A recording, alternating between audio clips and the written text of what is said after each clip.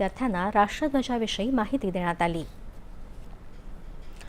लोकशाही प्रक्रिया आणि निवडणूक व्यवस्थेची माहिती घेऊन जागरूक सहभाग वाढवण्यासाठी शैक्षणिक क्षेत्रानं पुढाकार घ्यावा असं आवाहन मुख्य निवडणूक आयुक्त ज्ञानेश कुमार यांनी केलं आहे।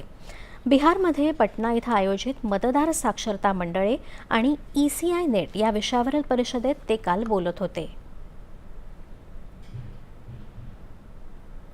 निवडणूक प्रक्रियेवरचा विश्वास दृढ करण्यात, निवडणूक विषयक साक्षरता वाढवण्यात, तसंच लोकशाही प्रक्रिया आणि निवडणूक व्यवस्थेची योग्य माहिती आणि समज असलेल्या नागरिकांच्या जागरूक सहभागाला प्रोत्साहन देण्यात शैक्षणिक संस्था महत्त्वाची भूमिका बजावू शकतात, असं त्यांनी सांगितलं।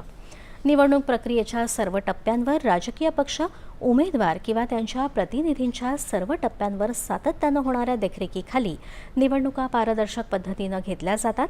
भारताची निवडणूक व्यवस्था, लोकशाही मूल्य, मतदार नोंदणी, मतदान आणि मतमोजणी प्रक्रिया तसंच निवडणूक आयोगाची भूमिका आणि कार्यपद्धती यांची विद्यार्थ्यांना आणि तरुण मतदारांना माहिती करून देण्याची गरज आहे, असं ते म्हणाले।